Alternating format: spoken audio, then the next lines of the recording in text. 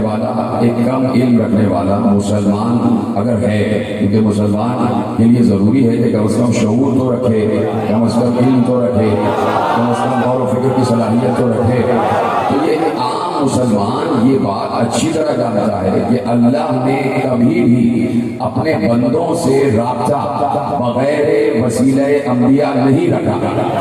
یعنی اللہ کی یہ سنت رہی ہے کہ جب بھی وہ اپنے بندوں سے رابطہ کرنا چاہتا ہے تو براہ راست رابطہ نہیں کرتا، بلکہ انبیاء کے ذریعے رابطہ کرتا ہے۔ کبھی آدم سے کہتا ہے کہ تم انہیں جا کے بتاؤ کہ لا الہ الا اللہ ہے، کبھی نوح سے کہتا ہے کہ تم انہیں جا کے بتاؤ کہ بت پرستی نہ کریں، کبھی ابراہیم سے کہتا ہے کہ تم اس مخلوق کو جا کے بتاؤ کہ اللہ ہے، کبھی موسیٰ سے کہتا ہے کہ اس مخلوق کو جا کے بتاؤ کہ فرعون خدا نہیں ہے، کبھی عیسیٰ سے کہتا ہے کہ اس مخلوق کو جا کے بتاؤ کہ اللہ کا کوئی بیٹا نہیں ہے۔ تو اللہ کی یہ سنت ہے کہ اللہ نے ہمیشہ جب بھی اپنے بندوں سے رابطہ رکھا ہے براہ راست نہیں رکھا، ہمیشہ کسی نہ کسی حجت کے تحت رکھا ہے۔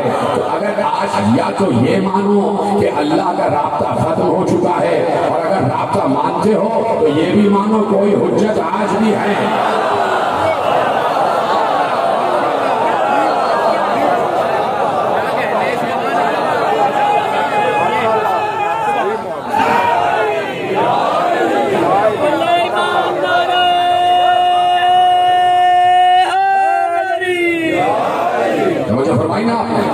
یہ تو ایک معمولی سی عقل رکھنے والا انسان بھی یہ بات سمجھ سکتا ہے۔ ہم مسلسل کم از کم میرا تو اسٹانس یہی ہے کہ انسان عالم ہو، ملا نہ ہو۔ مولوی کے کبھی یہ بات سمجھ نہیں آتی، وہ ملا جس کا ذکر علامہ اقبال نے کیا۔ علامہ اقبال بھی ملا کے خلاف تھے، تو یاد ہے، تو جس نے پاکستان کا تصور دیا ہے، خواب دیا ہے، تو یقیناً وہ یہ نہیں چاہتا تھا کہ یہاں ملائیت آ جائے۔ تو کیوں نہیں ان باتوں کی طرف توجہ ہوتی؟ کیونکہ اللہ نے ہمیشہ اپنے بندوں سے رابطہ رکھا ہے وسیلے کے ذریعے، حالانکہ وہ وسیلے کا محتاج نہیں ہے، وہ وسیلے کا محتاج نہیں ہے، وہ ذریعے کا محتاج نہیں ہے، وہ کسی بیچ میں رابطے اور واسطے کا محتاج نہیں ہے، اسے کسی کی محتاجی نہیں ہے۔ لیکن اس کے باوجود اس نے 1,24,000 کا سلسلہ رکھا اور دنیا کو بتا دیا کہ بھائی بات یہ ہے کہ میں جب موسیٰ سے بغیر درخت کے وسیلے کے بات نہیں کرتا تو تم سے بغیر وسیلہ کیسے بات کروں؟ ہم نے تو موسیٰ سے بات کی ہے تو درخت کے ذریعے بات کی ہے، حالانکہ ہم چاہتے تو براہ راست کی بات کر سکتے تھے، لیکن ہم نے درخت کو وسیلہ بنا کے بتایا کہ وسیلے کا انکار نہ کرنا، وسیلے کا انکار نہ کرنا، وسیلے کو کبھی ہٹانا نہیں۔ تو اب اللہ کا ہمیشہ سے رابطہ اور واسطہ رہا ہے اپنے کسی نہ کسی حجت کے ذریعے، حجت کے ذریعے، یعنی اللہ کی سنت و فطرت کبھی بدلتی نہیں ہے۔ مسلسل میں آپ سے عرض کرتا ہوں لن تجد لسنت اللہ تبدیلا، تم اللہ کی سنت میں کبھی، فطرت میں کبھی تبدیلی نہیں پاؤ گے۔ تو اب آدم، نوح، ابراہیم، موسیٰ، عیسیٰ، ان تمام ادوار میں اللہ کی وہی سنت قائم رہی، تو اب وہی آخری دور میں بھی سنت قائم رہی کہ اللہ نے ختمی مرتبت کے ذریعے اپنے بندوں سے رابطہ کیا، ختمی مرتبت کے ذریعے اپنے بندوں سے رابطہ کیا۔ خود علماء اہل تسنن بھی اور علماء اہل تشیع بھی الفاظ کے کمی بیشی کے ساتھ حدیث صفیہ محفوظ ہے کہ پیغمبر نے ارشاد فرمایا کہ اگر دنیا ایک لمحے کے لیے بھی حجت خدا سے خالی ہو جائے تو دنیا کے ستون لرزنے لگ جائیں گے، زلزلہ آ جائے گا، دنیا اپنے وجود میں برقرار نہیں رہے گی، اس لیے کہ اللہ کی حجت زمین کے لیے ستون ہے، اور ستون کے بغیر کوئی عمارت کھڑی نہیں رہ سکتی، کوئی عمارت کھڑی نہیں رہ سکتی، بندوں سے رابطہ رکھتا ہے حجت کے ذریعے۔ تو اب پیغمبر کے دور میں پیغمبر حجت ہے یا نہیں؟ بولیے ہاں یا نہیں؟ ختمی مرتبت کے دور میں پیغمبر حجت ہے، اور اللہ کی فطرت ختمی مرتبت کے دور میں نہیں بدلتی، اس لیے کہ کبھی نہیں بدلے گی۔ تو آدم سے لے کے عیسیٰ کا جو فطرت رہی گی وہ ختمی مرتبت کے دور میں بھی رہی گی۔ توجہ ہے نا؟ یہاں تک میں آپ کی توجہ دلانا چاہتا ہوں کہ حضرت عیسیٰ کے 570 برس کے بعد رسول آئے، حضرت عیسیٰ کے 570 برس بعد یا 572 برس بعد، بات ایک ہی ہے، ایک دو سال کا فرق ہو جاتا ہے، 570 برس کے بعد ایک فاصلہ ہے عیسیٰ اور ختمی مرتبت میں، وہ بھی 570 برس کا۔ تو کوئی کہہ سکتا ہے کہ اس 570 برس میں کون تھا؟ کہہ سکتا کہ اس 570 برس میں کون تھا؟ ابھی بتاؤں گا کہ کون تھا، لیکن جس کو یقین اس بات پر نہیں ہے، میں صرف اس سے یہ پوچھنا چاہتا ہوں کہ ان 570 برس میں اگر کوئی یہ کہتا ہے کہ اللہ کا کوئی حجت زمین پر نہیں تھا، تو میں سے پوچھنا چاہتا ہوں کہ پھر اللہ کا اپنے بندوں سے رابطہ کیسے ہوتا تھا؟ پھر بین الحق والمعبود رب کس کے ذریعے تھے؟ آپ کہیں گے کہ اسے ضرورت ہی نہیں ہے، تو میں کہوں گا کہ پھر آدم کی کیا ضرورت ہے؟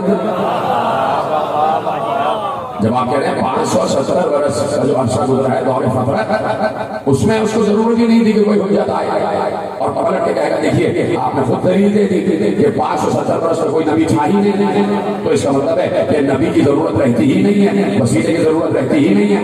اچھا اگر آپ یہ کہتے ہیں کہ 570 برس کوئی نبی تھا ہی نہیں، کوئی وسیلہ تھا ہی نہیں، تو اس کا مطلب ہے کہ آپ قرآن کی اس آیت کا انکار کر رہے ہیں کہ اللہ کی فطرت میں تبدیلی نہیں ہوتی، تو یہاں تو تبدیلی ہو گئی۔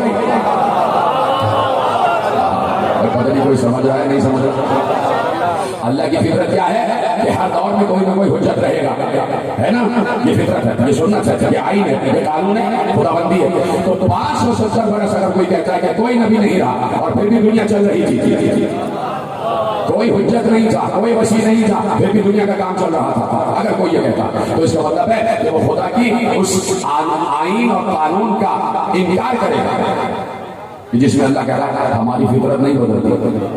تو 570 برس میں اللہ کی فطرت کیوں بدل گئی؟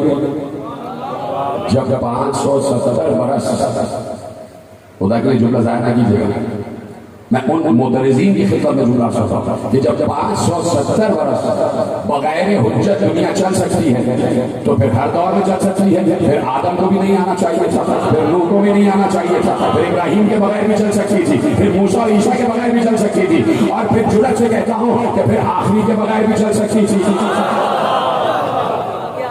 اور سی نا بات، جب فکری بات ہوتی ہے تو بولا گیا بتایا کریں کہ باتیں آپ تک پہنچ رہی ہے۔ تو اب 572 برس کے بعد جناب عیسیٰ کے 572 برس کے بعد ختمی مرتبہ اس دنیا میں تشریف لائے، ختمی مرتبہ اس دنیا میں تشریف لائے 572 برس کے بعد، جسے دور فترت کہا جاتا ہے۔ میرا عقیدہ جو میں نے اپنے ائمہ سے سیکھا وہ یہ ہے کہ اللہ کی فطرت کبھی نہیں بدلتی، تو میں اس یقین پر قائم ہوں کہ 572 برس بھی اللہ کی فطرت نہیں بدلی۔ اگر بدل جائے تو آئین قانون آئین قرآن بدل جائے گا، تو میں اس یقین پر قائم ہوں کہ 572 برس بھی اللہ کی فطرت نہیں بدلی۔ کوئی نہ کوئی حجت اس دور میں بھی ہے، کوئی نہ کوئی حجت اس دور میں بھی ہے۔ فرق یہ رہا ہے کہ کبھی حجت ظاہر رہا ہے، کبھی حجت غائب رہا ہے۔ جدھر سلامت رہے کبھی حجت ظاہر رہا ہے، کبھی حجت غائب رہا ہے۔ خود میرے مولا موسی کاظم علیہ السلام نے ارشاد فرمایا کہ اللہ کی دو حجتیں ہیں، ایک حجت ظاہر اور ایک حجت غائب۔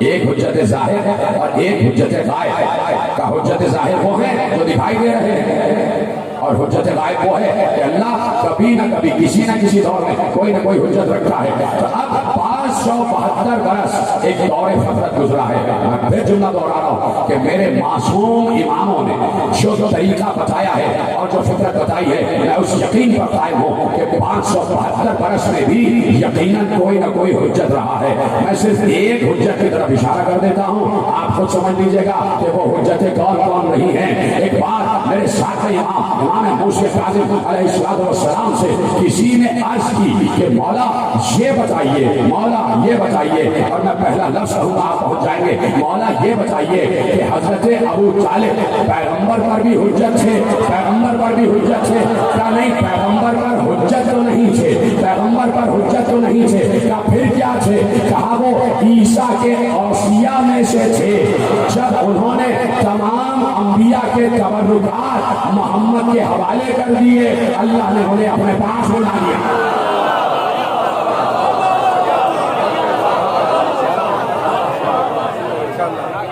توجہ فرما رہے ہیں. چمن کلی کلی نگر نگر گلی گلی کل ایمان نعرہ حیدری. توجہ ہے نا؟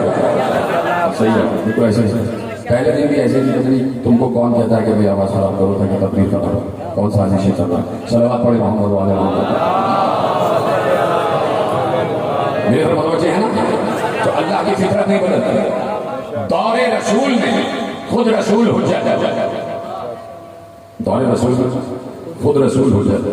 اب جو تم نے آواز کی ہے مجھے یقین ہے جتنے کیمرے لگے جتنے لوگ لاکھوں لوگ سن رہے ہیں ان کو لفظ سمجھ ہی نہیں آ رہا ہوگا اس لیے ای کو بہت زیادہ ہو رہا ہے. ٹھیک ہے اب جیسا بھی یہ سن لیجیے گا. ٹھیک ہے میرے ساتھ رہیے گا اس لیے کہ جب عام ترین بات ہوتی ہے تو میں اس لیے چاہتا ہوں کہ ذرا سی بھی ڈسٹربنس نہ ہو کہ میں فکر آپ کے حوالے کر رہا ہوں. کوئی عقیدہ کوئی نظریہ کوئی قانون آپ کے حوالے کر رہا ہوں. میری طرف متوجہ رہیے گا. آگے پیچھے دائیں بائیں سب کی طرف دیتے رہیے. تو اللہ کی فطرت نہیں بدلتی. دور رسول میں رسول حجت ہے. بولے ساتھ میرے بولتے جائیں. دور رسول میں رسول حجت ہے اور رسول کے ذریعے سے اللہ اپنے بندوں کے اعمال قبول کرتا ہے. دیکھیے میں کیوں کہہ رہا ہوں کہ حجت کا وجود ضروری ہے.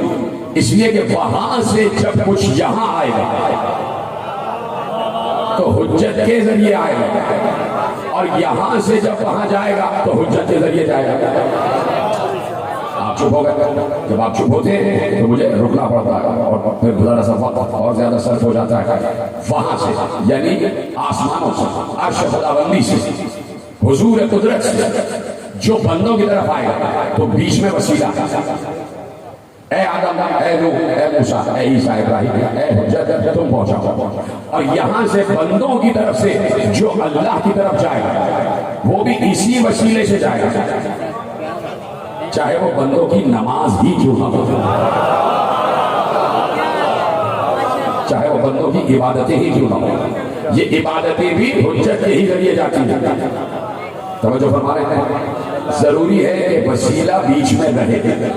عام انسان تو عام انسان رسول سے کسی یہودی نے آ کے پوچھا کہ یہ جو آپ کے چاہنے والے کہتے ہیں کہ آپ ہر نبی سے افضل ہیں تو آپ کوئی اپنی فضیلت بتائیے. پیغمبر نے فضیلت بیان کرنا شروع کی اور اتنے ذہین مند لوگ بیٹھے ہوئے تھے کہ میں ایک فضیلت بیان کروں گا آپ ساری فضیلتیں خود بخود جوڑ دیں گے. ہے نا تیار؟ کہا کہ آپ کے جانے والے کہتے ہیں آپ ہر نبی سے افضل ہیں تو یہ بتائیے کہ آپ کی افضلیت کیا ہے. آپ پہ کون سی ایسی خصوصیت اور صفت ہے کہ آپ کو ہر نبی سے افضل قرار دیتی ہے. پیغمبر نے مسکرا کے کہا آدم سے عیسیٰ تک سب سے میں افضل. کیسے؟ کہ آدم کی توبہ قبول نہ ہوتی اگر میرا اور میرے اہل بیت کا وسیلہ نہ کرتے. اب جوڑ لیجیے نا سارے جملے. کہ نوح کی کشتی غرق ہونے والی تھی اگر میرا اور میرے اہل بیت کا وسیلہ نہ اختیار کرتے. ابراہیم آگ میں جل جاتے, موسیٰ دریا میں غرق ہو جاتے, عیسیٰ سولی پہ چڑھ جاتا. توجہ فرما رہے ہیں. تو انبیاء تک کو وسیلے کی ضرورت رہی ہے. آپ کے حوالے کیا انبیاء تک کو وسیلے کی ضرورت رہی ہے. تو ایک وسیلہ تو ہر دور میں رہا ہے نا جسے محمد کہتے ہیں, جسے اہل بیت کہتے ہیں. ہر دور میں رہا ہے. تو اپنے دور میں رسول حجت اللہ رسول کے ذریعے بندوں سے بات کر رہا تھا. رسول چلے گئے, نبوت کا خاتمہ ہو گیا, نبی خاتم النبیین. اور سوال پھر پلٹ کے وہی آ گیا کیا اس کے بعد اللہ نے اپنا رابطہ بندوں سے ختم کر دیا؟ اللہ تو ہر جگہ ہر وقت موجود ہے لیکن مسلسل اپنے اصول پر قائم ہے, اپنے آئین پر قائم ہے. تو اب تلاش کرنا پڑے گا کہ نبی کے بعد وسیلہ کون ہوتا. اب صرف ایک معیار رہ گیا کہ اگر نبی جاتے جاتے خاموش چلے جائیں تو اس کا مطلب ہے کہ نبی یہ بتا کے جا رہے ہیں اب جیسے چاہو زندگی گزارو. اب اللہ نے تمہاری طرف سے منہ موڑ لیا, اب وہ تم سے رابطہ نہیں رکھے گا. اگر نبی خاموش چلے جائے تو اس کا مطلب ہے کہ اب اللہ کو وسیلے کی ضرورت ہی نہیں ہے اور اللہ کا قانون بدل گیا. اور اگر نبی جاتے جاتے اپنے 1.25 یاروں کی موجودگی میں من کنت مولا فہذا علی مولا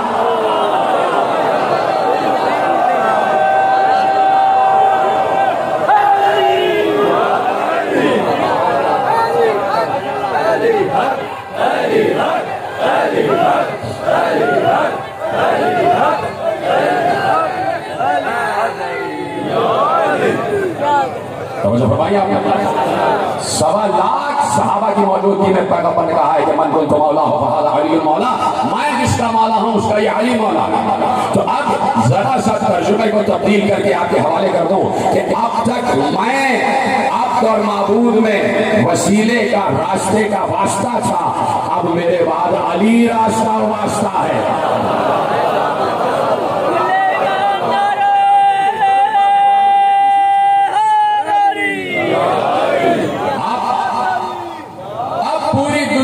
نگاہ علی کی طرف،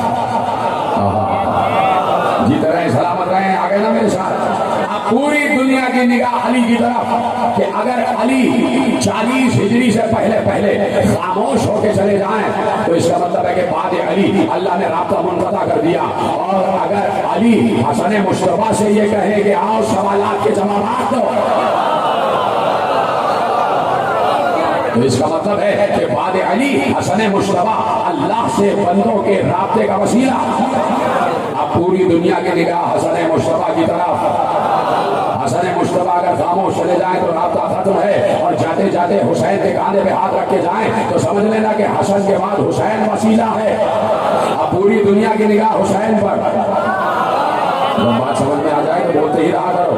اب حسین خاموش چلے جائیں تو رابطہ ختم ہے اللہ کا، اور اگر حسین زین العابدین کے کاندھے پہ ہاتھ رکھے تو اس کا مطلب ہے اپنے دور میں زین العابدین وسیلہ ہے۔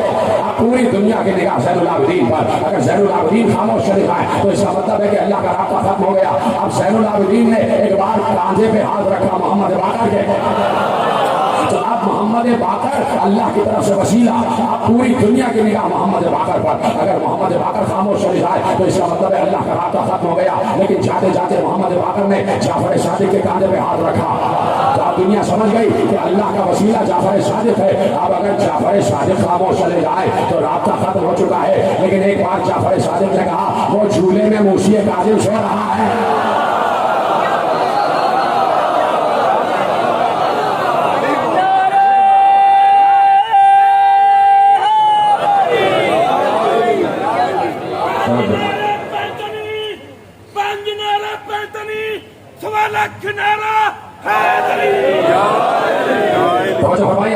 تو اب اپنے دور میں امام کاظم اللہ اور بندے کے رابطے کا وسیلہ، اب وہاں سے کوئی پیغام آئے گا تو اس موسیٰ کے ذریعے، کیا سن رہے ہیں، اور یہاں سے نمازیں جائیں گی تو اس موسیٰ کے ذریعے۔ بیچ میں وسیلہ ہے یہ حجت جسے اللہ نے حجت قرار دیا۔ کل تمام تفصیلات اور صاحب امامت بیان کر چکا، سب کو ذہن میں رکھیے گا۔ تو اب موسی کاظم اپنے دور میں ربط بین العبد والمعبود، عبد و معبود کے درمیان رابطے کا وسیلہ موسی کاظم، موسی کاظم عبد و معبود میں رابطے کا وسیلہ۔ صلوات پڑھیں محمد والے محمد۔ 5 منٹ، صرف 5 منٹ۔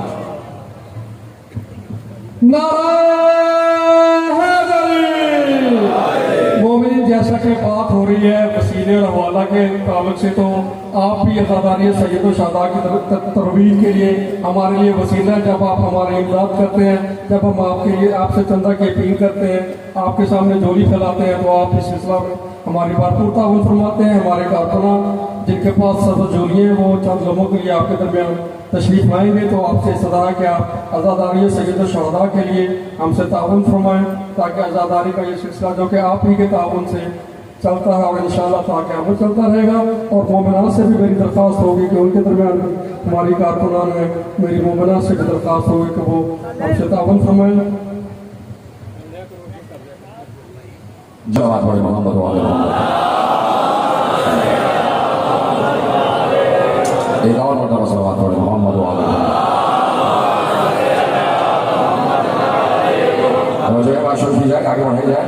वहीं से उठो आगे बढ़ेंगे तेजी से गुजरना और आपको साथ मेरा तेजी से देना है जितनी तेजी से मैं बोल रहा हूँ तेजी से आप वहां बताते जाएंगे जुमले आप तक पहुंच रहे हैं अपने दौर में मूशिए काजिम रब्त बैनल अब्द वल माबूद का वसीला यहाँ से जो जाएगा मूशिए काजिम के जरिए जाएगा वहां से जो आएगा मूशिए काजिम के जरिए आएगा बहुत बड़ा नाम है आलम अहले सुन्नत का और बहुत बड़े आलिम अहले सुन्नत है जार अल्लाह ज़माख़शरी उनकी किताब रबीउल अबरार ये बहुत बड़ा हवाला है मैं कह रहा हूँ जो बहुत बड़ा हवाला है तो बहुत बड़ा हवाला है जाके किसी से भी पूछिएगा जार अल्लाह ज़माख़शरी किताब है रबीउल अबरार उसमें पैगंबर की एक हदीस उन्होंने लिखी है इजाजत है कि हदीस पेश की जाए जैसे पेश की जाएगी वैसे ही सुनेंगे एक बार पैगंबर ने असहाब को मुखातिब करके कहा बार बार जब कहता हूँ असहाब को मुखातिब करके कहा तो जुमले की फोर्स पर गौर किया करें इसलिए कि हम में से कोई वहां मौजूद नहीं था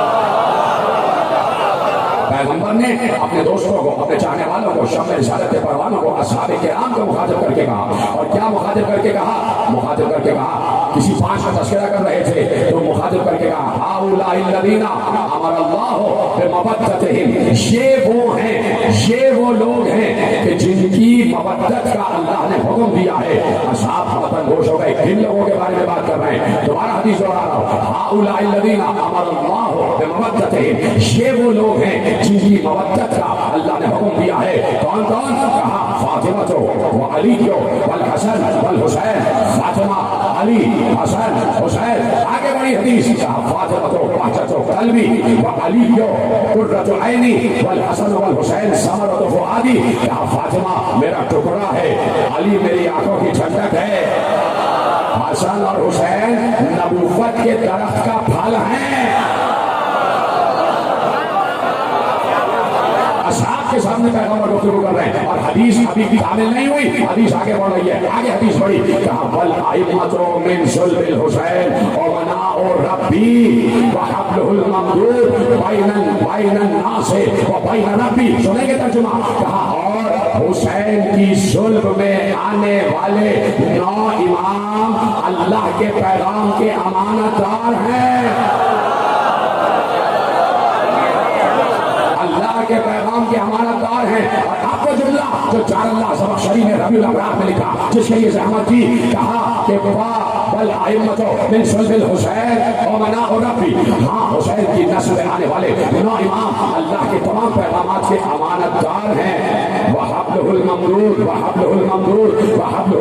कुरान की आयत है वातसिमू बिहब्लिल जो रोका है मैंने जुमला रोका है वातसिमू बिहब्लिल्लाहि जमीअन वला तफर्रकू वातसिमू बिहब्लिल्लाहि जमीअन वला तफर्रकू कहा अल्लाह की रस्सी को मजबूती से थामो और अगर अल्लाह की रस्सी को मजबूती से थाम लिया तो तुम फिरकों में नहीं बटोगे यानी फिरकों में तकसीम ना होने का सबसे बड़ा तरीका यह है कि अल्लाह की रस्सी को थाम लो जब अल्लाह की रस्सी को थामोगे तो फिरकों में नहीं बटोगे आप पैगंबर साहब से मुखातिब होकर कह रहे हैं वल आइम्मतु मिन सुल्बिल हुसैन व मनाउ रब्बी हुसैन की नस्ल में आने वाले 9 इमाम अल्लाह के पैगाम के अमानतदार हैं व हब्लुल ममदूद और ये सारे के सारे इमाम अल्लाह की मजबूत रस्सी है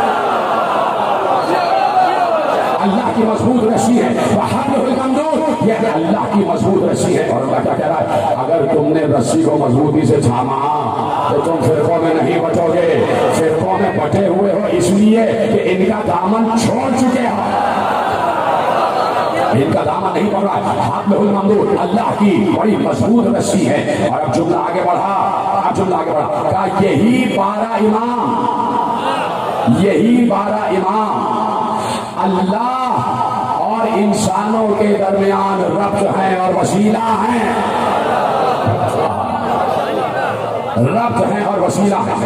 हदीस आगे बढ़ी कहा कि वमन तमस्सक बिही नजा जो इनसे मुतमस्सिक रहा उसी ने नजात पाई वमन तखल्लफ अन्हु और जिसने इनको छोड़ दिया कोई और रास्ता पकड़ लिया जुमला जरा सा मैं अपने हवाले से आपके हवाले कर पाऊंगा जिसने इनको छोड़ा और दूसरा रास्ता अपनाया अल्लाह कहेगा जाओ जहन्नम के रास्ते पर अल्लाह कहेगा जाओ जहन्नम के रास्ते पर तो अब इतनी बड़ी हदीस इतनी हुज्जत हदीस पैगंबर की हदीस जार अल्लाह ज़माख़शरी ने रबीउल अबरार में तहरीर फरमा दी और महफूज फरमा दी एक बार एक साइल आया दरवाजे शहर पर आ गया और उसने बाहर से सवाल किया कि मैं ये पूछना चाहता हूँ कि क्या पैगंबर अपने दौर में अपने बाद आने वाले का ऐलान करके गए थे? पैगंबर ने कहा, पैगंबर की बेटी ने कहा कि जाके महमूद बिन लुबैर कूफी से हमारी तरफ से जवाब दो कि वाह जवाब आना सही तुम यौम गदीर हो। क्या अजीब बात है, क्या ये यौम गदीर को भूल गया? तो उसने कहा कि गदीर से पहले क्या कोई फासे अल्फाज में पैगंबर ने ऐलान किया था? तो दोपहर रसूल ने कहा जाओ उसको बताओ यही मस्जिद नबवी थी, यही सामने जो मिंबर है वही मिंबर था, उसी मिंबर के अर्श पर अर्श वाला मेरा बाबा बैठा हुआ था और मेरे बाबा ने तमाम अपने असहाब को मुखातिब करके कहा अली खैरुल मन अखलफहु फीकुम व हुवा इमाम मिन बअदी व सिफ़ाया व तिसअतु मिन सुल्बिल हुसैन राहिमतल्लाह। कहा कि पैगंबर ने कहा था कि मेरे बाद तुम में सबसे बेहतर जो है वो अली, सबसे बेहतर जो है वो अली, और अली के बाद मेरे दो बेटे हसन और हुसैन। कहा मेरे दो बेटे हसन और हुसैन, और उनके बाद आइम्मा तो मिन सुल्बिल हुसैन, और उनके बाद वो आइम्मा तो सुल्बे हुसैन में, वो आइम्मा तो सुल्बे हुसैन में। और फिर हदीस आगे बढ़ी कि पैगंबर ने इरशाद फरमाया जो इनसे मुतमस्सिक रहेगा वो हिदायत पाएगा और जो इनको छोड़ देगा वो दर दर भटकता रहेगा। उसने कहा ठीक है। उसने कहा तो फिर बात यह है कि ऐलान क्यों नहीं किया गया, अली बाहर क्यों नहीं आ गया? बोल रहा हूँ अपने मौजू की तरफ, मौजू तो चल ही रहा है। क्या फिर अली बाहर क्यों नहीं आए और जाके घर घर ऐलान क्यों नहीं किया? तो एक बार ज़हरा ने बड़ा अजीब फलसफा दिया, क्या जाके उससे कहो मसलुल इमाम मसलुल काबा इस्तूती वला ताती, इमाम की मिसाल काबे की तरह है, सबको काबे की तरफ आना होता है, काबा कहीं नहीं जाता।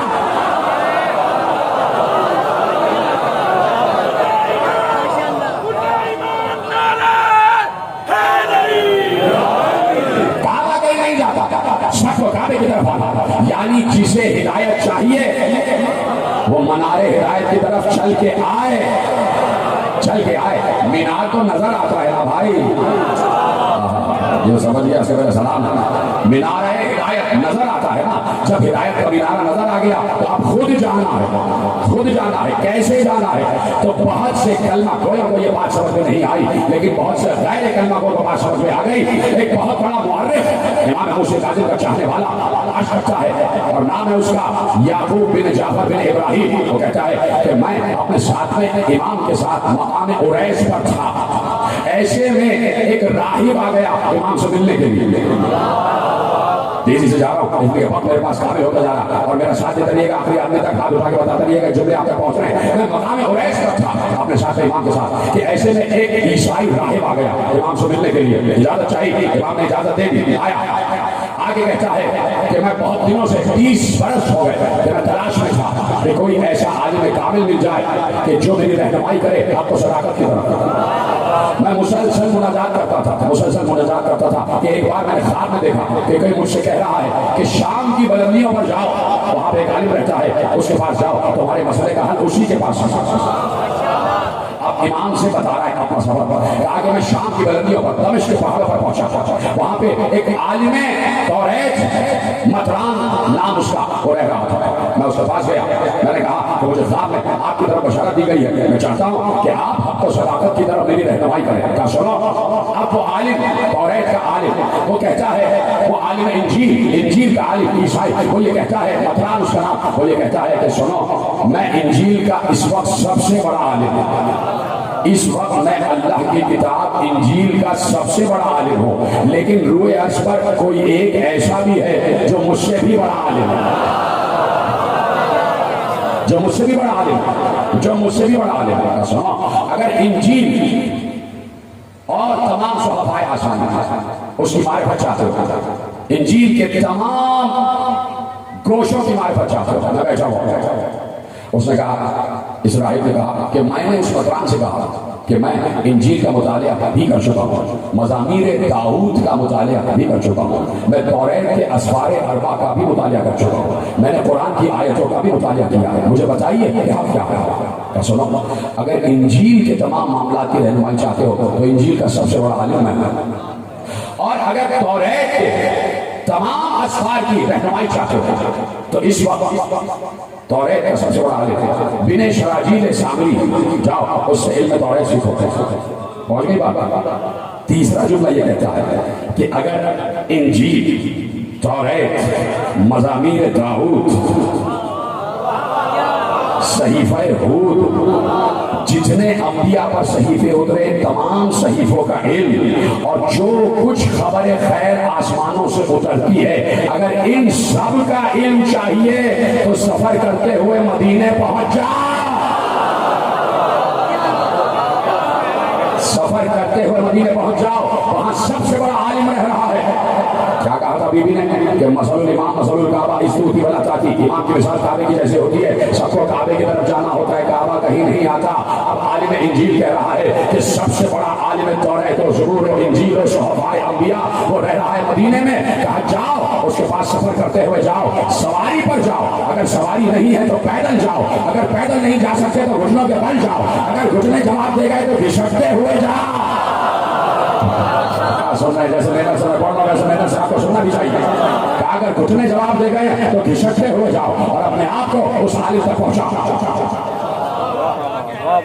ایک عجیب بات ہے کہ ایک عالم انجیل کو یہ بات معلوم ہے کہ امام تک خود جانا ہوتا ہے، امام تک خود جانا ہوتا ہے. یہ جہاں ہم بیٹھے ہیں ہمارا گھر تو نہیں ہے نا، ہم اپنے گھر میں تو نہیں بیٹھے تھے، تو ہمیں بھی یہ بات معلوم ہے کہ امام سے ملنا ہے تو امام کی طرف آنا ہوتا ہے.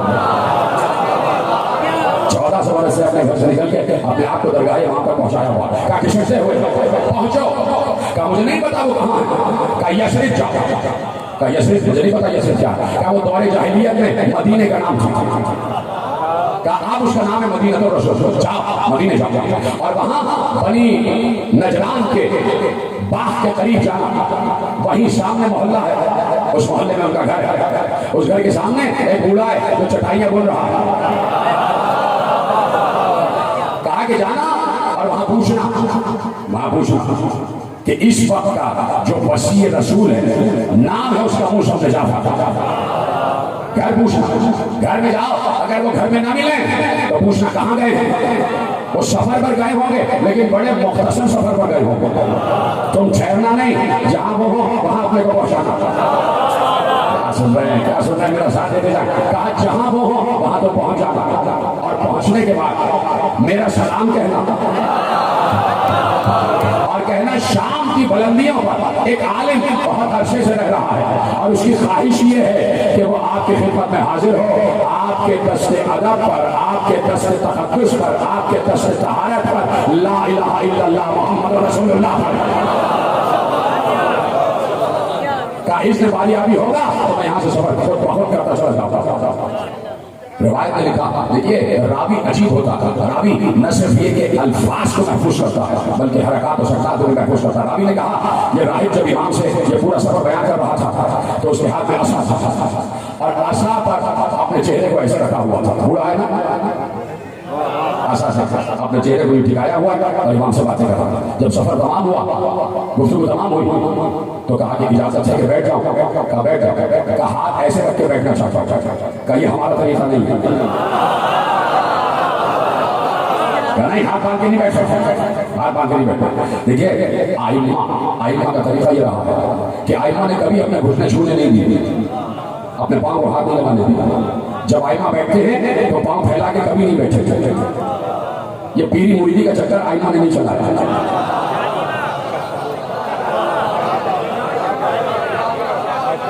یہ شادی ہے، یہ پیر صاحب ہیں، یہ فلانے ہیں، یہ فلانے ہیں، پاؤں چھوئے جا رہے ہیں. جب آئمہ اتنے بڑے ہیں اور آئمہ نے کہا کہ ایسا ہمارے ساتھ نہ کرنا، اس لیے کہ آج تم پاؤں چھو رہے ہو کل سجدہ کرنے لگ جاؤ گے.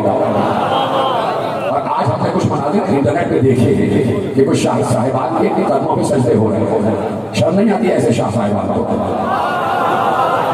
ایسے جو جعلی پیر بنے نا تو شرم نہیں آتی کہ آئمہ. اب گفتگو یہ ہے، میں نے جملہ کہا نا کہ امام کبھی پاؤں پھیلا کے نہیں بیٹھتے تھے. بس میں بیٹھتے تھے، کبھی پاؤں پھیلا کے نہیں بیٹھتے تھے. کسی نے پوچھا پاؤں پھیلا کے کیوں نہیں بیٹھتے؟ کہا ہر وقت تو رب کے سامنے بیٹھے ہوتے ہیں.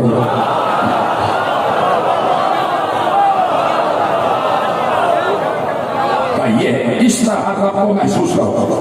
اس طرح آپ کو محسوس ہو. اس وقت بھی تو اللہ ہمارے ساتھ ہے. تو جس وقت کوئی شاہ صاحب اپنے پاؤں چھڑوا رہے ہوتے ہیں تو کیا اللہ ان کو نہیں دیکھ رہا ہوتا؟ توجہ فرمائی آپ نے. تو کہا نہیں بیٹھ جاؤ اور ہاتھوں کو ہٹا لو. ہاتھ نہیں باندھو. اس نے کہا کہ میرے استاد نے جہاں سے میں آ رہا ہوں اس کے پیغام کا آپ نے جواب نہیں دیا. اسے سلام بھیجا گیا. کہا اگر اللہ نے اس کی ہدایت کر دی ہے تو اس پر سلام. اللہ نے اگر اس کی ہدایت کر دی ہے تو اس پر سلام. بات چیت شروع ہو گئی. کہا کہ تم اپنے دور کے عالم ہو, تم صحابہ انبیاء کا علم رکھتے ہو. کہا جی کما ہو تھوڑا بہت. یہی حقیقت ہے. عالم کے سامنے جہل کا اعتراف کرنا ہی سب سے بڑا علم ہے. عالم کے سامنے اپنی لا علمی کا اعتراف کرنا ہی علم. تو کہا اچھا یہ بتاؤ کہ جناب مریم کی والدہ کا کیا نام تھا؟ عالم طور سے عالم انجیل سے پوچھا جا رہا ہے کہ حضرت مریم کی والدہ کا کیا نام تھا؟ اور یہ بھی بتا دو کہ جناب مریم کے وجود میں روح عیسیٰ کس دن پھونکی گئی؟ کیا ختم کر دو بات. میں مسلسل کہہ رہا ہوں کہ میرا موضوع ساتویں امام ہے اور اس وقت یہ تصور کرو کہ ساتویں امام کے دور ہی میں رہ رہے ہیں. تھوڑا سا یہ تصور کر لو کہ ہر دور کا ہادی ہر دور کا محمد ہی ہوتا ہے. تو سمجھ لو کہ اس دور کا محمد نہیں, اس دور کا محمد کے دور میں جی رہا ہے. تو آپ کیسے ان کا ذکر سننا یہ تم جانا اور تمہاری محبت و معرفت جانا. کہا کہ کس دن وجود مریم میں روح عیسیٰ پھونکی گئی اور کس دن عیسیٰ کی ولادت ہوئی. اسے سجوا کے کہا میں نہیں جانتا. یہیں سے اس نے اعلان کر دیا کہ میں نہیں جانتا کا مطلب یہ ہے کہ میں حجت نہیں ہوں. سلامت رہیں آپ. جو یہ کہہ دیتا ہے کہ میں حجت نہیں ہوں, جو یہ کہہ دیتا ہے کہ میں نہیں جانتا, وہ یہ کہہ دیتا ہے کہ میں حجت نہیں ہوں. اور جب وہ یہ کہتا ہے کہ میں حجت نہیں ہوں تو اس کا مطلب ہے کہ وہ اعتراف کرتا ہے کہ میں سربراہی کے بھی قابل نہیں ہوں. تو اس نے تو ایک مرتبہ کہا کہ میں نہیں جانتا, کسی نے تو 70 مرتبہ کہا تھا کہ اگر علی نہ ہوتے. ٹھیک ہے, تو اس نے اعلان کر دیا کہ میں حجت نہیں ہوں. اس نے کہا میں نہیں جانتا. آپ ارشاد فرمائیے. کہا کہ جناب مریم سلام اللہ علیہا کی والدہ کا نام مرسا تھا. مرسا تھا, سریانی میں مرسا, اور اس کا ترجمہ عربی میں وحیبہ. امام کہتے ہیں ترجمہ عربی میں وحیبہ. میں اپنے آپ کے لیے کہہ رہا ہوں کہ اگر میں وہاں بیٹھا ہوا ہوتا دستے ادب جوڑ کر تو جب امام کے جواب دے رہے ہوتے تو میں خاموش نہ رہتا جیسے آپ خاموش ہو گئے. کہا کہ مریم کی والدہ کا نام مرسا جس کا عربی میں ترجمہ وحیبہ. اور سنو, جب مریم کے وجود میں روح عیسیٰ پھونکی گئی وہ جمعے کا دن تھا. جبرائیل نازل ہوئے جمعے کے دن, اور اللہ کے نبی نے اس لیے جمعے کو عید کا دن قرار دیا کہ اس دن آسمانوں سے روح اتری. یعنی جس دن آسمان سے روح اترے وہ دن عید کا دن ہوتا ہے. تبھی 3 شعبان بھی عید ہے, 15 رمضان بھی عید ہے. وہ دن عید کا دن ہے. اور جناب مریم کا بیٹا عیسیٰ منگل کے دن پیدا ہوا. جمعہ روح کی گئے ہفتہ اتوار پیر 3 دن بعد کا منگل کے دن عیسیٰ کی ولادت ہوئی جب 4:30 پہر دن کا چڑھ چکا تھا. جب دن کے 4:30 پہر چڑھ چکے تھے زوال کے بعد جناب عیسیٰ کی ولادت ہوئی. اور بتا کیا تجھے معلوم ہے کہ عیسیٰ کی ولادت کس جگہ ہوئی؟ کہا مجھے نہیں معلوم. کہا فرات کے کنارے. فرات کے کنارے. اسی لیے شخص فرات کو ناصریہ بھی کہا جاتا تھا. اسی ناصریہ کی وجہ سے عیسائی نصرانی کہلاتے تھے کہ وہاں پر جناب عیسیٰ کی ولادت ہوئی. کہا کہ فرات کے کنارے عیسیٰ کی ولادت ہوئی. ایک بار لرز رہا تھا, اس کے رونگٹے کھڑے تھے کہ یہ کون سا عالم ہے کہ جہاں وہ باتیں کہ جو انجیل میں بھی پوشیدہ, جو سر انجیل ہے وہ ایسے بیان کر رہے ہیں کہ جیسے سارے اسرار ان کے سامنے کھلے ہوئے ہیں. سارے اسرار ان کے سامنے شہود اور ظہور کی منزل پا گئے. سر جھکا کر کہتا ہے اچھا کیا آپ یہ بتا سکتے ہیں کہ میری ماں کا نام کیا تھا؟ کیا آپ یہ بتا سکتے ہیں कि मेरी माँ का नाम क्या था? कहा तेरी माँ का नाम उनकालिया था। कहा मेरी दादी का नाम मालूम? कहा दादी का नाम अनपुरा था। तेरी दादी का नाम अनपुरा था। कहा क्या मेरे दादा का नाम बता सकते हैं? कहा तेरे दादा का नाम अब्दुल मसीह था और मैं उसका नाम तब्दील करके अब्दुल्ला रख रहा हूँ, इसलिए कि मसीह का बंदा नहीं होता, अल्लाह का बंदा होता। तो उसने अपने बाप का नाम भी पूछ लिया, दादा का नाम भी पूछ लिया, और इमाम ने बाप का नाम भी बताया, दादा का नाम भी बताया। बात ही खत्म हो गई। इमाम ने कहा तेरे बाप का नाम अब्दुल सलीम और तेरे दादा का नाम अब्दुल मसीह। इसका मतलब है कि इमाम ने बता दिया कि जो मेरे सामने बैठा है बाप के एतबार से भी सही है, दादा के एतबार से भी सही है। अभी तो चलता हुआ यहाँ तक पहुँचा है। समझ गए? यानी बाप का नाम भी है और दादा का नाम भी है बहुत से लोगों के।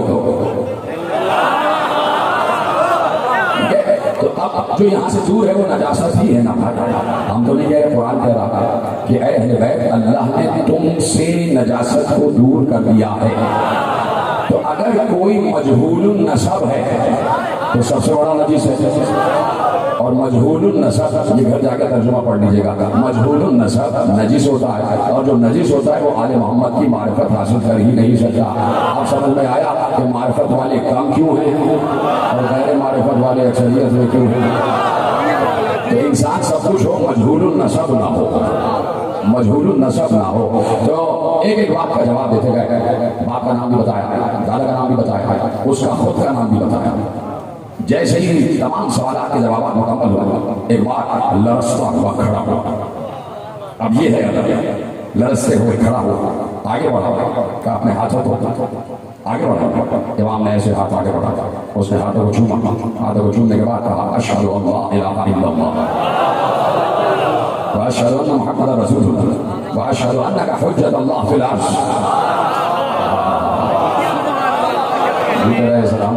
आखिरी तक मेरे साथ है, जो पीछे वाले हजरात भी सब मेरे साथ है। क्या मैं गवाही देता हूँ कि अल्लाह के अलावा कोई माबूद नहीं, मोहम्मद अल्लाह के रसूल है। और आप इस वक्त दुनिया में अल्लाह और बंदे के राब्ते का वसीला है। आप अल्लाह की हुज्जत है इस वक्त इस दुनिया में, अल्लाह की हुज्जत है। क्या कहा कि अपने को पहुंचाओ इमाम की तरफ, अपने को पहुंचाओ इमाम की तरफ। और बाज़ औक़ात तो ये है कि अपने को पहुंचाओ, ये भी बड़ी बात है, लेकिन वो कितनी बड़ी बात है कि इमाम किसी से कहे कि आओ मेरे पास, इमाम किसी से कहे कि आओ मेरे पास। बहुत काबिल हो गया और यकीनन बहुत से बता दिए। कल इंशाअल्लाह थोड़ा सा वक्त आपका ज़्यादा ले लूँगा। आज मुझे 2-4 काम और भी हैं और आगे बढ़ना है, तो इसलिए गुफ्तगू को यहाँ रोकता हूँ। एक वो कि जो इमाम की तरफ जा रहा है, और एक वो जिसे इमाम खत लिख कर बुला रहा है। भैया वहां से फौज आ रही है, कभी शिव दस्ता लेके आ रहा है, कभी बिना साथ दस्ता लेके आ रहा है, कभी कोई दस्ता लेकर आ रहा है, कभी हुरमुला का दस्ता आ रहा है। सारे उनके मददगार आ रहे हैं। क्या तुम्हारा कोई मददगार नहीं आया? हुसैन ने खत लिखा, ये खत है हुज्जत ज़माना हुसैन इब्न अली का, मर्द फ़कीर रजुल फ़कीर हबीब इब्न मज़ाहिर के नाम। हबीब इतनी जल्दी पहुंचना कि ऐसा ना हो कि तुम आओ और फर्जंद ज़हरा का गला कट चुका हो। मैं करबला आ चुका हूँ हबीब, और मेरे साथ मेरे अहले हरम भी। तो कितना बड़ा मर्तबा है जनाब हबीब का कि हुज्जत खुदा में बुलाया, हुज्जत खुदा ने बुलाया। तो हम भी अपने को बाइस शरफ इसलिए समझते हैं कि हमें भी हुज्जत खुदा बुलाता था, और उसके बुलाने का अंदाज मुख्तलिफ है। वो आवाज़ देकर नहीं बुलाता, वो मुहर्रम का चांद तुलू करके बुला देता है। वो मुहर्रम का चांद तुलू हो जाता है और हमारे दौर का हुज्जत हमें बुलाता है, आ जाओ फर्श अदा पर आओ और मुझे मेरे बाबा हुसैन का पुरसा दो, मुझे मेरे जद हुसैन का पुरसा दो। और आप आ गए हुसैन का पुरसा देने के लिए वक्त के इमाम को। इस दौर में जो अल्लाह और बंदे का वसीला है, मेरा वक्त का इमाम यहाँ पर मौजूद है। ان کے سامنے دستے ادب چھوڑ کے ممبر پہ بیٹھا ہوں، ان سے اجازت لے کر بیٹھا ہوں، مولا یہ تمام محب بیٹھے ہوئے ہیں، مولا بلا تفریق مذہب ملت بیٹھے تھے، ان میں مولا اہل سنت بھی ہیں، اہل تشیع بھی ہیں، ان میں عیسائی بھی ہیں، ان میں غیر مذہب بھی ہیں، مولا یہ سب اپنی اپنی جانبداری بھول کے حسین کی مجلس میں آئے ہیں، یہ سب حسین کو پرسہ دینے آئے ہیں، آپ کو پرسہ دینے آئے ہیں، مولا ان سب کو آپ کی ضمانت میں دے رہا ہوں، بشمول اپنے آپ کے، بشمول اپنے گھر والوں کے، ان سب کے گھر والوں کو آپ کی ضمانت و حفاظت میں دے رہا ہوں میرے مولا، میرے یقین ہے کہ آپ مجھے سن رہے ہیں، آپ یہاں تشریف فرما ہیں، آپ کے حوالے کر رہا ہوں سب کو، مولا ان سب کی حفاظت کیجیے گا مولا، ان کو ہر بلا اور وبا اور آفت ناگہانی سے، ہر عرضی اور سماعی بلا سے محفوظ رکھیے گا مولا، ان کے بچوں کی حفاظت کیجیے گا مولا، کبھی کوئی بچہ اپنی ماں سے جدا نہ ہو، کبھی کوئی بچہ اپنی ماں سے بچھڑے نہیں، میں نے جملہ کہہ دیا اور آپ نے سن لیا، پہلے تو 2 بچے مسلم کے ساتھ گئے تھے، وہ بچھڑ گئے، اس کے بعد 2 بچے کربلا میں اور ہیں، ایک کا نام ہے اون، ایک کا نام ہے محمد، 9 اور 10 برس کے 2 بچے، 2 تلے اوپر کے بھائی، ایک بڑا ایک چھوٹا، اب تک تو یہی سنا اور یہی پڑھا کہ حسین جب 28 رجب کو مدینے سے چلے تو سب کو لے گئے، صرف ایک بچی کو چھوڑ گئے، اپنی چھوٹی بیٹی صغرا کو چھوڑ گئے، صغرا کا مطلب چھوٹی، صغرا کو چھوڑ گئے، سنا یہی تھا کہ 8 اور 9 برس کی علی اکبر کی چہیتی بہن صغرا کو چھوڑ گئے، لیکن بات یہ ہے کہ 2 بچوں کو اور بھی چھوڑ گئے تھے، ایک کا نام تھا اون، ایک کا نام تھا محمد، اور محمد کو بھی ساتھ نہیں لے گئے تھے، اس لیے کہ جناب عبداللہ ابن جعفر طیار آنکھوں کی بینائی بالکل ایسی تھی جیسے ختم ہو چکی ہو، بالکل دکھائی نہیں دیتا تھا، یہ بھی اللہ کی مصلحت ہوتی ہے، اس لیے کہ یہ بات بالکل طے شدہ ہے جو بچپن سے آپ سن رہے ہیں، ہر سال بتانا اس لیے ضروری ہوتا ہے کہ ایک نئی نسل شعور کی منزل پر آتی ہے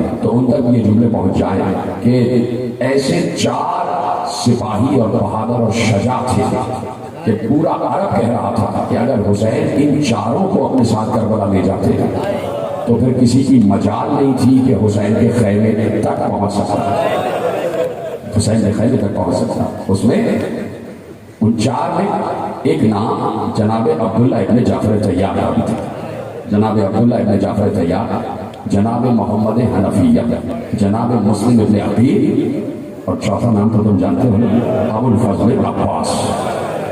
حسین نے اپنی قوت کو منتشر کر دیا،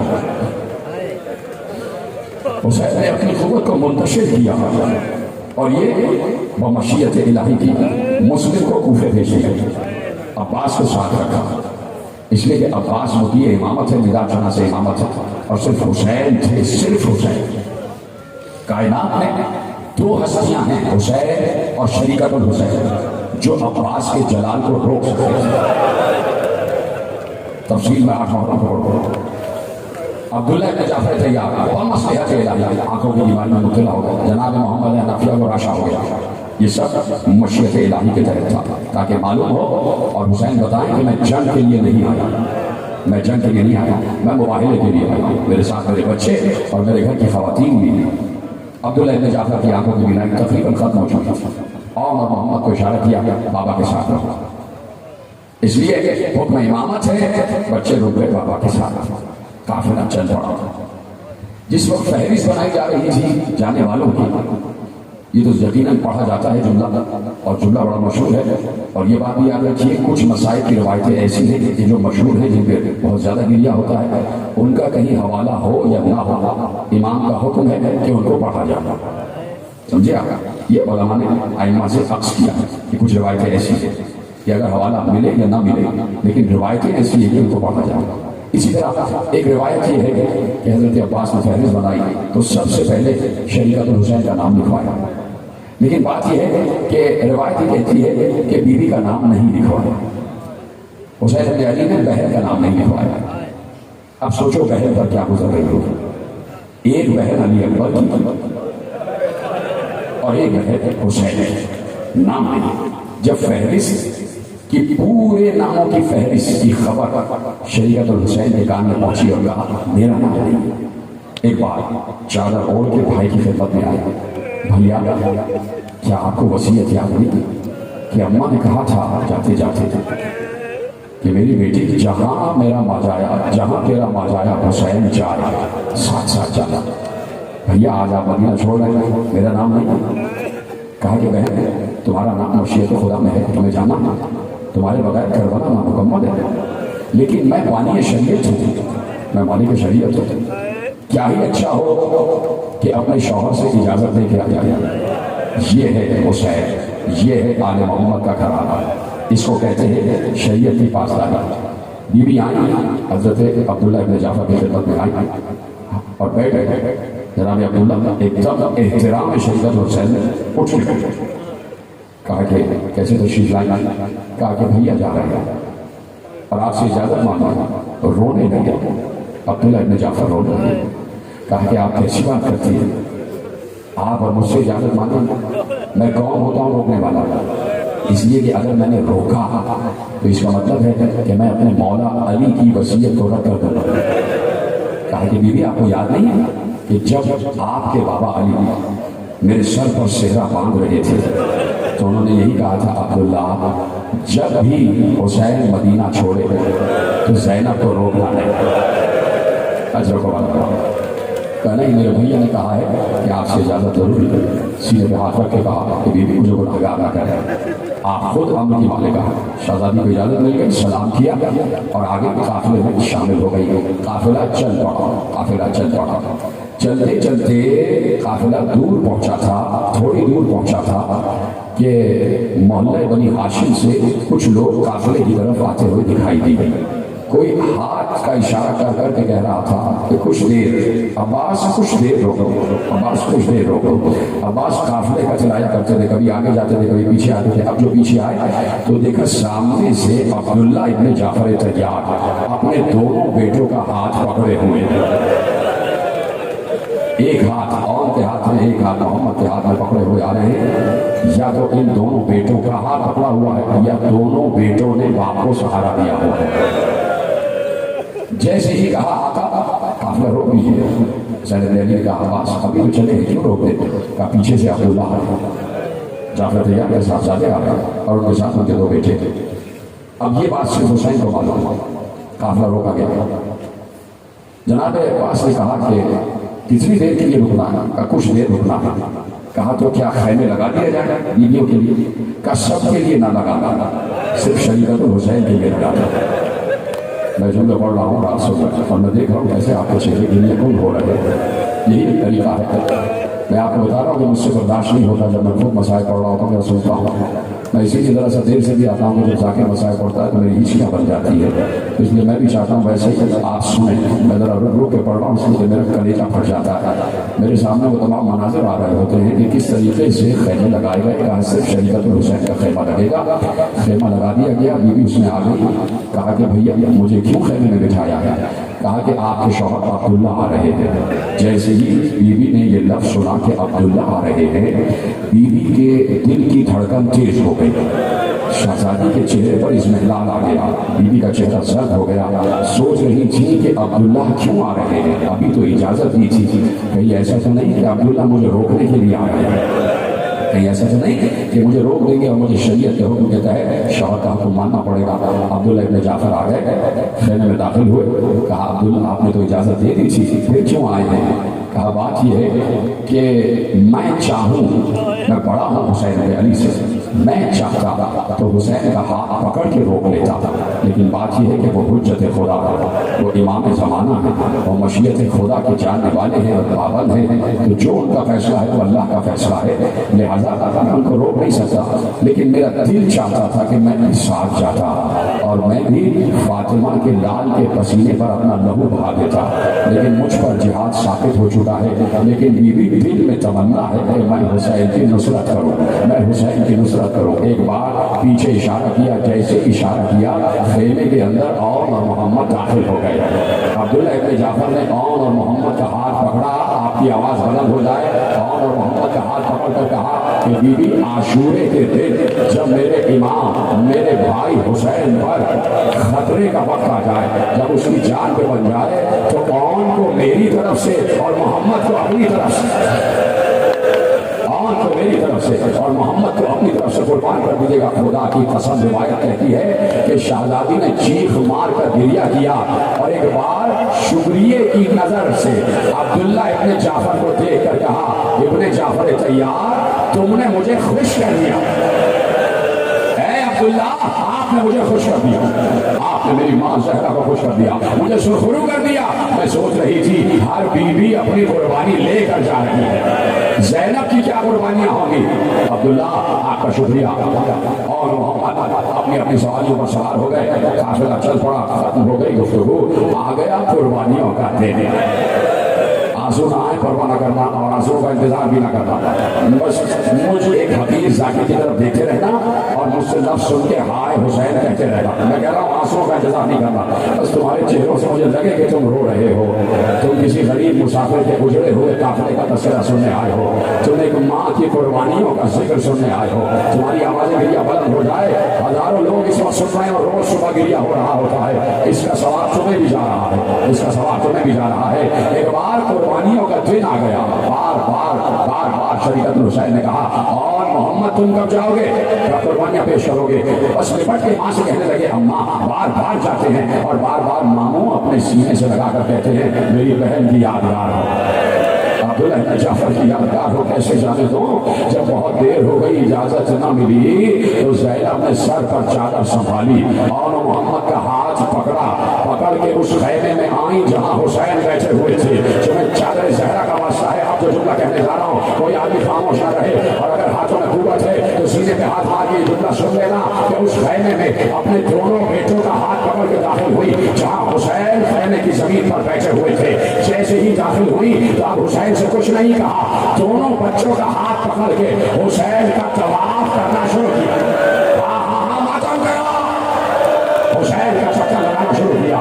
1 2 3 7 چکر لگائے اور بار حسین ایسے دیکھ کر کہتے تھے زینب کیا کر رہی ہے, بہن کیا کر رہی ہو. جب 7واں طواف مکمل ہوا تو زینب نے رک کر کہا بھیا میں نے اماں سے سنا تھا جب کوئی مصیبت آتی ہے تو صدقہ دیا جاتا ہے, مصیبت رد ہو جاتی ہے. بھیا تم پر آج مصیبت کا دن ہے, میں نے اور نہ محمد کو تم پر سے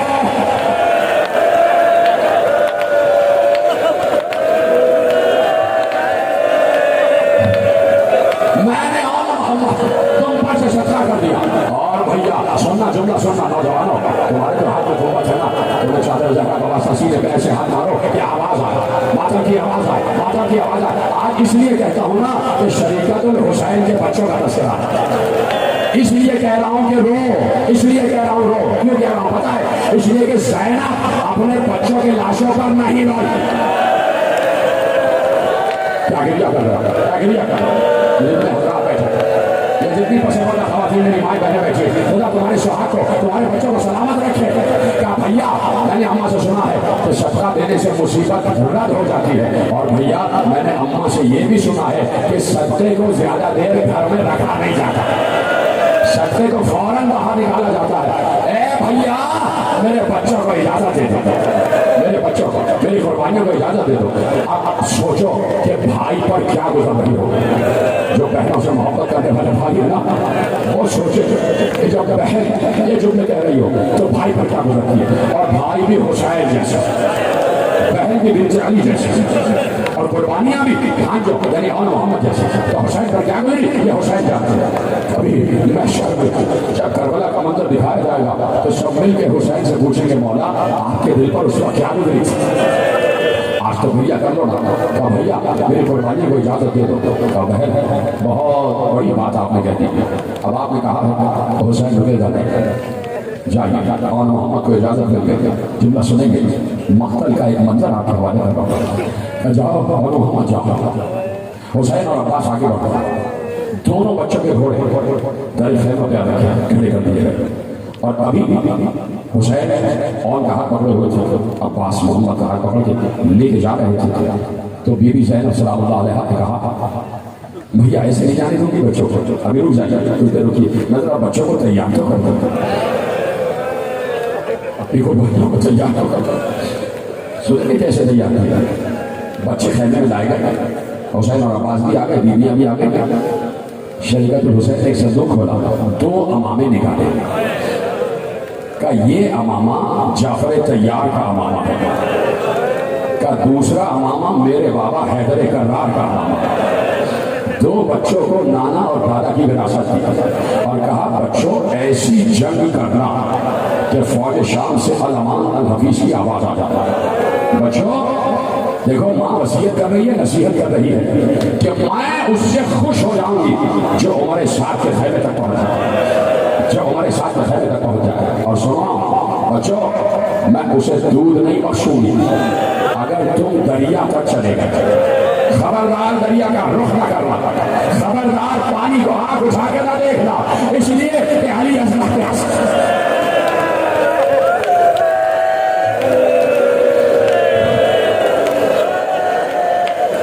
اس لیے کہ سکینہ پیاسی بچوں پانی کی طرف نگاہ اٹھا کے نہ دیکھنا۔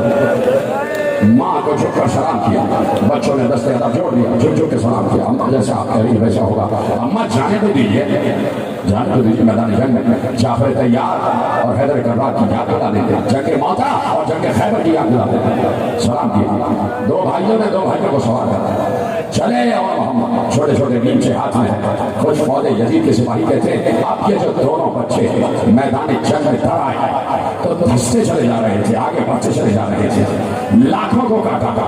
جب کہا جائے تو یقین کرو کہ لاکھوں کو کاٹا، اس لیے کہ دونوں کی رگوں میں جعفر طیار اور حیدر کرار کا خون تھا۔ زینب راتوں کو وصیت نہیں، لوری جو سناتی تھی نا بچوں کو، جو لوری سناتی تھی، کبھی موتا کے قصے سناتی تھی، کبھی خیبر و خندق کے قصے سناتی تھی، اور اس دن کے لیے زینب نے بچوں کو تیار کیا تھا کہ جب بھائی کے وقت آئے ایسی یادگار جنگ کرنا کہ قیامت تک یادگار رہتا۔ وہ کہتا ہے کہ بچے قابو میں نہیں آ رہے تھے، اور ادھر بی بی زینب مسلسل کہتی تھی فضا خیمے کے دروازے پر جا مجھے بتاؤ میرے بچے کہاں تک پہنچا۔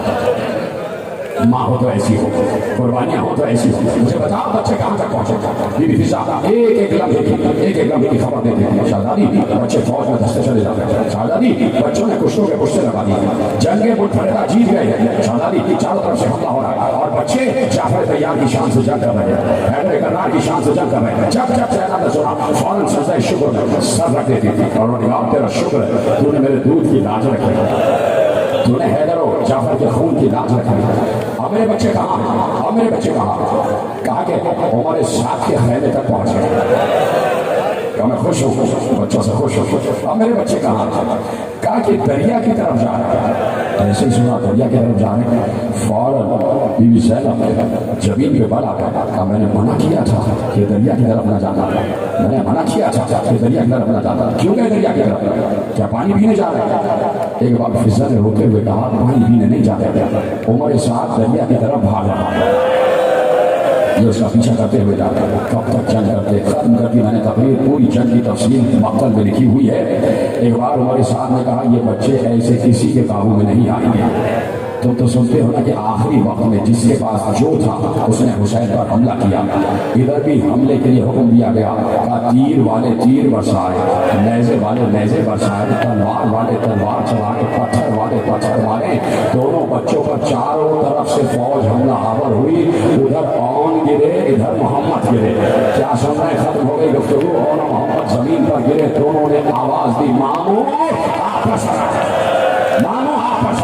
حسین اور عباس نے سنا، دو بھائیوں کے لاشیں دینے پہنچے، حسین نے عورت کو اٹھایا، محمد کو عباس نے اٹھایا، دو بھائیوں کے لاشیں مقتل میں آئے، زینب کے سامنے لاشیں رکھے گئے، زینب نے گریہ نہیں کیا، زینب نے سجدے میں سر رکھ دیا۔ ختم ہو گئی گفتگو، اور محمد کے لاشوں پر زینب نے گریہ نہیں کیا۔ شام غریبہ آ گئی، زینب اور محمد پہ نہیں روئی۔ دربار کوفہ آ گیا، زینب اور محمد پہ نہیں روئی۔ دربار شام آ گیا، زینب اور محمد پہ نہیں روئی۔ ایک بار بیاہ ہو گئی اور محمد پہ نہیں روئی۔ آ گئی کربلا چہلم پر، پھر بھی اور محمد پہ نہیں روئی۔ مدینہ لٹ کے واپس آ گئی اور محمد پہ نہ روئی۔ کعبہ رسول پر آ گئی اور محمد پہ نہ روئی۔ ایک بار 4 دن کے بعد جیسے ہی زینب اپنے گھر میں گئی، سامنے اور محمد کے حجرے آئے، سر سے چادر اٹھا کر کہا ارے میرے والا محمد آ جا